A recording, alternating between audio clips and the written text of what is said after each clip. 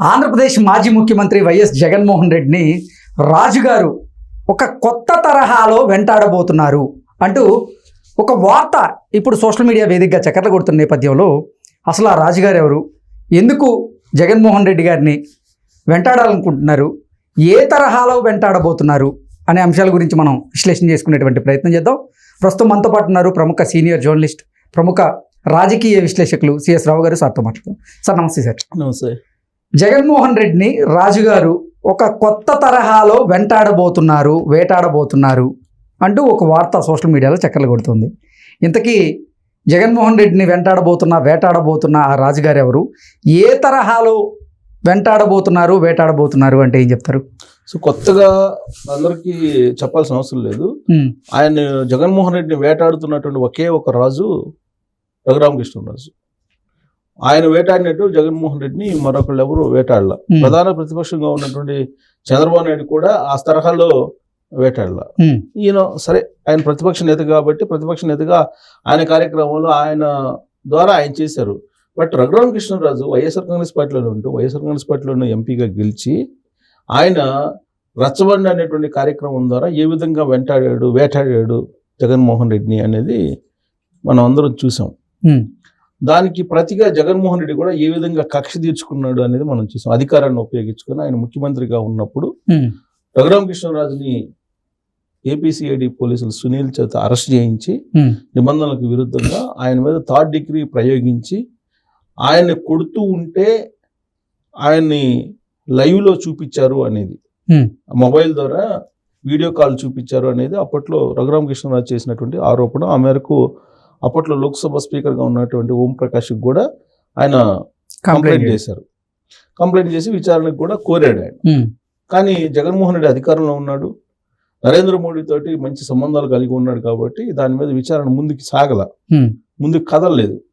ఇప్పుడు రఘురామకృష్ణరాజు డే వచ్చింది, రఘురామకృష్ణరాజు టైం వచ్చింది ఇప్పుడు. అందుకే ఇప్పుడు మరొక పందాలో వేటాడుతున్నాడు. ఫలితాలు వచ్చేంత వరకు ఒక రకమైనటువంటి పోరాటం చేశాడు రఘురామకృష్ణరాజు. రచ్చబండ కార్యక్రమం ద్వారా లేదా జగన్మోహన్ రెడ్డి విధానాలని ప్రజా వ్యతిరేకంగా ఏ విధంగా వ్యవహరిస్తున్నాడు అనే దాని మీద బాగా పోరాడాడు రఘురామకృష్ణరాజు. ఆయన ఎప్పుడైతే థర్డ్ డిగ్రీ ప్రయోగించారో అప్పటి నుంచి ఇంకా వేగం పెంచాడు జగన్మోహన్ రెడ్డి మీద రాజకీయంగా దాడి చేయడానికి. ఆయన విధానాలు ఇవన్నీ కూడా వాస్తవంగా రఘురామకృష్ణరాజు చెప్పినటువంటి మాటలు కనుక పరిగణలోకి తీసుకుంటే జగన్మోహన్ రెడ్డి ఇంత దారుణంగా ఓడిపోయినవాడు కాదు. ఆయన ఎప్పటికప్పుడు చేస్తున్న తప్పుల్ని ఎత్తి చూపాడు రఘురామకృష్ణరాజు. అదే సజ్జల రామకృష్ణారెడ్డి ఏది చేసినా కానీ భలే అంటూ బాగా ఊదాడు. సీన్ కట్ చేస్తే ఇప్పుడు 11 స్థానాలకు పరిమితం అయ్యాడు జగన్మోహన్ రెడ్డి.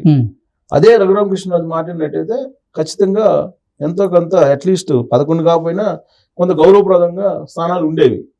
కానీ రఘురామకృష్ణరాజు మాట వినకపోగా రఘురామకృష్ణరాజుని ఆయన అధికారాన్ని ఉపయోగించి సొంత పోలీసులతోటి ఏ విధంగా ఆయన మీద దౌర్జన్యం చేయించడో థర్డ్ డిగ్రీ ప్రయోగించేసడం మనందరం చూసాం. ఇప్పుడు రఘురామకృష్ణరాజు టైం వచ్చింది. రఘురామకృష్ణరాజు ఇప్పుడు తెలుగుదేశం పార్టీలో ఉన్నారు. తెలుగుదేశం పార్టీలో ఎమ్మెల్యేగా గెలిచాడు. రేపు మాప ఆయన మంత్రిగా ప్రమాణ స్వీకారం చేసేటువంటి అవకాశం ఉందని అంటున్నారు. రఘురామకృష్ణరాజు గారు మంత్రి కాబోతున్నారా, రఘురామకృష్ణరాజు గారు స్పీకర్ కాబోతున్నారా? రఘురామకృష్ణరాజు స్పీకర్గా ఉండాల్సిన అవసరం ఉంది కానీ బట్ ఇప్పుడు అవసరం లేదేమో అనిపిస్తుంది. ఎందుకంటే అసలు జగన్మోహన్ రెడ్డి అసెంబ్లీకి వస్తాడా రాడా అనేటువంటి సందేహం ఉంది. ఆయన అసలు అసెంబ్లీకి రాడు అనేది కూడా వినిపిస్తుంది. ఆయన అసెంబ్లీకి రానప్పుడు రఘురామకృష్ణరాజు స్పీకర్గా ఉండాల్సిన అవసరం కూడా లేదు. సో కాబట్టి సరే ఆయన స్పీకర్ అవుతాడా లేదా అనేది తెలిసింది, 2-3 రోజుల్లో తెలిసింది. ఆయన అయితే స్పీకర్గా అయితే బాగుంటుంది అని చెప్పి ఆయన అభిమానులు అందరూ కూడా అనుకుంటున్నారు. స్పీకర్ కావాలి, ఆయన స్పీకర్ స్థానంలో కూర్చోవాలి, జగన్మోహన్ రెడ్డి రావాలి. ఇప్పుడు ఆయనకు ప్రతిపక్ష హోదా కూడా లేదు కదా జగన్మోహన్ రెడ్డికి. ఆయన ఒక సభ్యుడు. ఆయన 164 మంది తర్వాత ఆయనకి ఎక్కడో సీట్ ఇస్తారు అసెంబ్లీలో, ప్రతిపక్ష నాయకుడు కూడా కాదు కాబట్టి. ప్లస్ సీనియారిటీ పరంగా కూడా ఆయనకేమి ముందు సీట్ ఏమీ రాదు. ఆయన ఎమ్మెల్యేగా కూడా సీనియారిటీ తక్కువే కదా. కాబట్టి ఆయనకి ముందు ఫ్రంట్ సీట్ అయితే రాదు జగన్మోహన్ రెడ్డికి.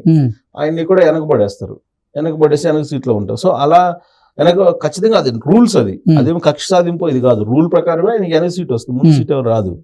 ప్రతిపక్ష నేతగా పవన్ కళ్యాణ్ ఉంటాడు. పవన్ కళ్యాణ్ పార్టీ జనసేనకు సంబంధించిన సభ్యులు వీళ్ళందరూ ఉంటారు. ఈయన జగన్మోహన్ రెడ్డి వెనక ఎక్కడో వేస్తారు. ఆయనకు వచ్చింది 11 కాబట్టి ఆ 11లో ఒకటిగా ఉంటాడు ఆయన. సో కాబట్టి ఈయన ఒకవేళ స్పీకర్ అయినా కానీ ఆయనకేమో వచ్చే టైం కూడా తక్కువే జగన్మోహన్ రెడ్డికి. అంటే టైం ఉంటుంది కదా, అంటే ఆయా పార్టీలకు వచ్చినటువంటి సభ్యులను బట్టి టైం కేటాయిస్తారు మాట్లాడటానికి. సో 11 మంది కాబట్టి ఆయనకి అత్యంత తక్కువ టైం వస్తుంది. కాబట్టి రఘురామకృష్ణరాజు ఆయన్ని అదుపులో పెట్టాల్సిన అవసరం కూడా లేదు స్పీకర్ గా ఉంటూ. కాబట్టి అంత అవసరం ఉండకపోవచ్చు. కాబట్టి రఘురామకృష్ణరాజు మినిస్టరే తీసుకుంటారేమో అని అనిపిస్తుంది, లేదా ఆయన డిప్యూటీ స్పీకర్ గానే అట్లా పరిమితం చేస్తారేమో అనిపిస్తుంది ఒకటి. రెండు ఏంటంటే, ఇప్పుడు రఘురామకృష్ణరాజు మరొక యుద్ధాన్ని ప్రారంభించాడు జగన్మోహన్ రెడ్డి మీద. అసలు జగన్మోహన్ రెడ్డి అనే అతను రాజకీయాల్లో ఉండకూడదు అనేది లక్ష్యం రఘురామకృష్ణరాజు. ఎందుకనంటే జగన్మోహన్ రెడ్డి మళ్ళీ గెలుస్తాడు, లేదంటే మళ్ళీ ఆయన పార్టీ నిలబడుతుందంటే అసలు వచ్చే ఇండస్ట్రియలిస్టులు రారు అనేది ఆయన భావన. ఇప్పుడు ప్రభుత్వం మారింది, ప్రభుత్వం మారిన తర్వాత పారిశ్రామికవేత్తలు, వ్యాపారవేత్తలు, వాణిజ్యవేత్తలు ఇప్పుడు ఆంధ్రప్రదేశ్ వైపు చూస్తున్నారు. ఆల్రెడీ అమరావతి పనులు ప్రారంభమయ్యాయి. కొంచెం వేగం ముంచుకున్నటువంటి ఈ తరుణంలో జగన్మోహన్ రెడ్డి అనే అతను ఉన్నాడు, ఆయన మళ్ళీ పార్టీ నిలబెడతాడు అనేటువంటి సంకేతాలు కనుక పారిశ్రామికవేత్తలు, వాణిజ్యవేత్తలు, వ్యాపారవేత్తల్లోకి వెళ్తే వచ్చేటువంటి వాళ్ళు రారేమో, మళ్ళీ పొరపాటున మళ్ళీ నెక్స్ట్ ఎలక్షన్ 2029లో ఇతను ఏమన్నా పోటీ చేసి వస్తాడేమో అనేటువంటి అనుమానం ఉంటే రారేమో అనేటువంటి ఒక భావన రఘురామకృష్ణరాజులో ఉంది. అందుకే ఇప్పుడు జగన్మోహన్ రెడ్డి అనే అతను అసలు రాజకీయాల్లో ఉండకూడదు, రాజకీయాల్లో పనికిరాడు, రాజకీయాల్లో ఉండకుండా చేయాలి అనేది రఘురామకృష్ణరాజు యొక్క యుద్ధం, ఫైనల్ యుద్ధం. దాంట్లో భాగంగా ఇప్పుడు గుంటూరులో ఆయన కేసు పెట్టాడు జగన్మోహన్ రెడ్డి మీద. జగన్మోహన్ రెడ్డి అధికారంలో ఉన్నప్పుడు తన మీద 3rd డిగ్రీ ప్రయోగించారు అనేది ఆయన కేసు పెడుతూ హత్యాయత్నం చేశారు, హత్య చేయబోయారు. ఆ రోజున హార్ట్ ఆపరేషన్ చేయించుకొని ఉన్నాను అని చెప్పినప్పటికీ కూడా మందులు ఇవ్వకుండా పోలీసులు, ఆ సునీల్ అనే అతను ఏపీసీఐడి చీఫ్ గా ఉన్నటువంటి సునీల్ మందులు ఇవ్వకుండా, సునీల్ అప్పుడు కొన్ని రోజుల్లో సునీల్ ఆయన అరెస్ట్ చేసినప్పుడు సునీలే ఉంది. సో మందులు ఇవ్వకుండా ప్లస్ ఆయన మీద కూర్చొని తొక్కి హత్య చేయబోయారు అనేటువంటిది ఆయన చెప్తున్నాడు. దానికి సంబంధించిన కొన్ని ఆధారాలు కూడా ఉన్నాయి. కాబట్టి జగన్మోహన్ రెడ్డి ఆ సునీల్ ఇద్దరిని నిందితులుగా చేరుస్తూ వాళ్ళ మీద కేసు పెట్టండి, 307 పెట్టి అరెస్ట్ చేయండి అని చెప్పి కేసు పెట్టాడు. కేసు పెడుతూ దాని మీద పోరాటానికి సిద్ధమయ్యారు. దాంతో పాటు ఇప్పుడు జగన్మోహన్ రెడ్డి కేసులు ఏవైతే ఉన్నాయో, ఆల్రెడీ పాత కేసులు ఉన్నాయి కదా, సిబిఐ కేసులు ఉన్నాయి కదా, వాటన్నిటిని త్వరితగతిన విచారించాలి అనే దాని మీద ఆయన ఆల్రెడీ పిటిషన్ వేసున్నాడు. ఆ పిటిషన్ ఇప్పుడు హైకోర్టులో ఉంది. సో ఆ కేసుల మీద పోరాటంతో పాటు ఇప్పుడు కొత్తగా ఇప్పుడు హత్యాయత్నం తన మీద హత్య చేయబోయారు, హత్య చేయడానికి వాళ్ళు ప్లాన్ చేశారు, తనని 3rd డిగ్రీ ప్రయోగించారు, వీటన్నింటి ఆధారాలు సబ్మిట్ చేస్తున్నారని చెప్పి గుంటూరులో పోలీస్ స్టేషన్ లో కంప్లైంట్ చేశారు. ఖచ్చితంగా చర్యలు తీసుకోవాలని చెప్పి ఎస్పీని కూడా కలిశారు, డీజీపీని కూడా కలిసి గుంటూరు ఎస్పీని, డీజీపీని కలిసి ఆయన ఈ కేసు నమోదు చేయండి, ఎఫ్ఐఆర్ చేసి తన మీద హత్య చేయబోయారు కాబట్టి హత్యాయత్నం కింద వీళ్ళ మీద కేసు పెట్టి విచారించాలి, వాళ్ళని అరెస్ట్ చేయాలని చెప్పి ఆయన ఇప్పుడు పట్టుబట్టాడు. సో అధికారంలో ఉన్నారు కాబట్టి ఆయన మీద హత్యాయత్నం జరిగిందని చెప్పి ఆధారాలు కూడా ఉన్నాయి కాబట్టి ఖచ్చితంగా వాళ్ళిద్దరిని అరెస్ట్ చేసేటువంటి అవకాశం ఉంది. జగన్మోహన్ రెడ్డి అలాగే సునీల్ అనే అతను ఇద్దరిని కూడా అరెస్ట్ చేసేదానికి అవకాశం ఉంది. ఇదొక కేసు. ఇది కాకుండా మిగతా కేసులు ఏవైతే ఉన్నాయో వాటి మీద ఆయన పోరాడతారు.